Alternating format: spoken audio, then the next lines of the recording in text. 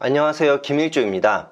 오늘은 키움증권에 관해 질문 주신 구독자님께 답변을 드리며 제가 15년 이상 키움증권을 사용하며 느꼈던 장단점에 관해 말씀드리도록 하겠습니다. 그럼 구독자님의 질문을 읽어드리겠습니다. 어떤 종목의 거래원을 확인해봐도 자전거래를 가장 많이 하는 증권사가 키움이라고 적었었고 키움증권은 쓰레기라고 적었었는데 답글이 없으시네요. 개인적인 의견을 알고 싶습니다. 어떤 종목이든 90% 이상 자전거래를 가장 많이 하는 증권사는 키움입니다. 어떤 종목이든 눌러보세요. 그래서 키움이 쓰레기라고 생각하는데 일조님께서는 어떻게 생각하십니까? 네, 이렇게 질문을 주셨는데 우선 말씀하신 것처럼 거래원의 매수 매도 창구 상위에 키움증권이 많이 나오는 것은 개인 투자자들이 가장 많이 사용하고 있는 증권사이기 때문입니다. 이것만으로 자전거래를 의심하기에는 어려움이 있습니다. 또한 제가 아는 선에서 자전거래를 해야 하는 소위 말하는 작전 세력은 키움증권 창구를 많이 이용하지 않는 것으로 알고 있습니다. 그 이유는 그들은 신용을 써야 하는데 키움증권은 신용의 이자가 비싼 편에 속하기 때문입니다. 일반인들은 신용으로 매수해도 대략 몇천에서 1억이나 많게는 3억 정도일 수 있지만 자전거래를 해야 하는 작전 세력들은 훨씬 많은 물량을 매수하기 때문에 신용이자 또한 아주 중요한 요소이기 때문입니다. 그리고 혹시 몰라 다시 한번 강조드리지만 주식 투자를 시작하신 지 3년 미만이거나 아직 꾸준한 수익이 나지 않으신 분들은 절대 신용 매매를 추천드리지 않습니다. 그럼 다시 이야기로 돌아와서 이제 제가 사용해본 키움증권의 장단점은 어떤 것들이 있는지 말씀드리도록 하겠습니다. 우선 저도 오랜 기간 직장인이었었기 때문에 주로 MTS를 HTS보다 더 많이 썼었는데 이 영상에서는 MTS 위주로 말씀드리고 HTS에 관해 궁금하신 분들은 재생 목록 수저혁명 정주행을 활용하셔서 수저혁명 59편을 보시면 좋을 것 같습니다. 그럼 오늘은 보다 직관적으로 보기 편하시게끔 화면 녹화가 아닌 폰을 그대로 들고 촬영해 보도록 하겠습니다. 우선 이렇게 키움증권의 MTS를 키시면 이렇게 MTS에서 마지막으로 보셨던 화면을 보실 수 있습니다.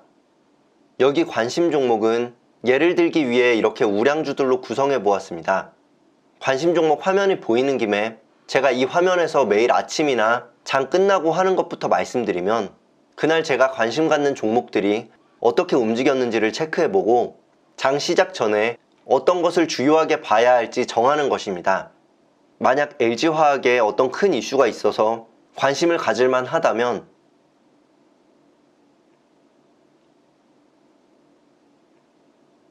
이렇게 상단에 올려놓거나 상승하던 네이버 주가가 빠져서 좋은 매수 구간이 나올 수 있겠다 싶으면 이렇게 위로 올려놓는 것입니다. 이러한 점도 편리하다고 생각하는 부분 중 하나입니다. 그럼 이제 제가 키움증권 MTS를 오랜 기간 써보고 느낀 장점을 말씀드리겠습니다. 구독자분들이 단타매매 영상을 보시며 꾸준히 질문 주시는 것 중 하나인데 어떻게 하면 MTS로 매매할 때 호가창과 주문창을 동시에 킬 수 있냐는 것입니다. 저도 키움증권에 이 점이 가장 좋다고 생각하는데 바로 보여드리면 만약 삼성전자를 매매한다고 했을 때 이렇게 누르시고 매수 버튼을 누르시면 이러한 화면을 보실 수 있습니다. 그럼 여기서 폰을 가로로 이렇게 돌리시면 이렇게 두 가지 화면을 동시에 보실 수 있습니다. 지금 화면처럼 호가창과 주문창을 함께 보실 수도 있고 또한 왼쪽 상단에 차트를 누르시면 바로 차트도 함께 보시며 매매하실 수 있습니다. 여기서 일봉도 보시고 그 외에 다양한 분봉이나 주봉 혹은 월봉도 함께 보실 수 있습니다. 그리고 다른 증권사도 그런지 모르겠지만 주문을 넣으실 때 일일이 계산하기 어려울 수 있는데 주문 시 금액이나 혹은 보유 금액의 비중별로 빠르게 주문을 낼 수 있습니다. 바로 보여드리면 만약 이렇게 시장가로 누르고 주문을 하거나 호가창에 있는 호가를 눌러서 주문을 하실 때 수량 옆에 있는 이 퍼센트 부분을 누르시면 지금 계좌에 매수 가능한 금액에서 몇 퍼센트를 매수할지 직관적으로 사용하실 수 있습니다. 만약 단타 계좌에서 빠르게 매수 매도를 하셔야 할 때는 바로 여기서 100%를 눌러서 하셔도 되고, 매수한 종목의 차트를 보시다가 익절 혹은 손절을 해야 할 때는 여기 매도 창에서 시장가로 누르시고 100%로 바로 매도하셔도 됩니다. 물론 만약 반만 우선 매도해야겠다 하실 때는 이렇게 50%를 누르시고 그 이후로 남은 물량을 100%로 매도하셔도 됩니다. 그리고 만약 수익 매매를 하실 때 분할 매수를 생각하신다면 이렇게 다시 매수창에서 수량 부분을 누르시고 왼쪽 상단에 수량 옆에 있는 금액 입력을 누르시면 이렇게 매수할 금액을 빠르게 정하실 수 있습니다.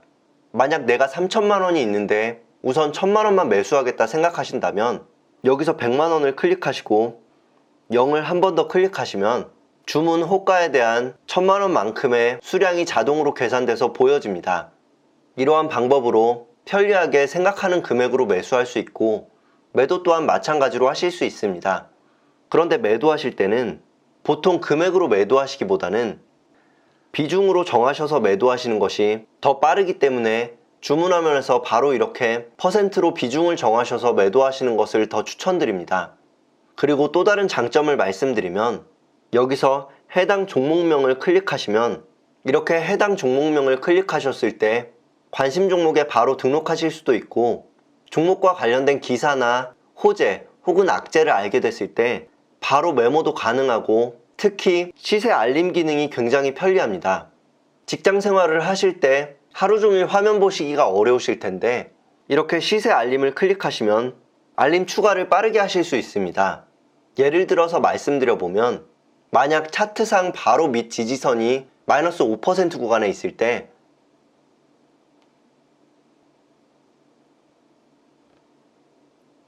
이렇게 마이너스 4%로 알림을 설정해 두시면 화면이 꺼져 있어도 마이너스 4% 구간에서 진동과 함께 화면이 반짝입니다. 그럼 바로 MTS를 켜시고 매도를 고민해 볼 수 있습니다. 그럼 이제 다시 처음으로 보셨던 화면으로 돌아와서 또 다른 장점들을 말씀드리면, 지금 보이시는 화면 하단에 바를 왼쪽으로 밀어주시면 이렇게 데이터 K를 보실 수 있는데, 여기서는 사람들이 어떤 종목에 관심을 갖고 있는지 실시간으로 확인하실 수 있습니다. 실시간 조회 상위에 있을 때는 수급이 많이 들어오고 있는 경우가 대부분이기 때문에 만약 잠깐 단타가 가능하신 상황일 때는 여기서 단타 종목을 골라보시는 것도 좋은 방법 중 하나입니다. 그리고 어떤 종목을 처음으로 들으셨을 때 빠르게 그 종목이 어떤 종목이고 어떤 상황일지 알기 어려울 수 있는데, 여기서 현재가 창을 누르시고 상단에 바를 움직이셔서 이 기업 정보를 들어가시면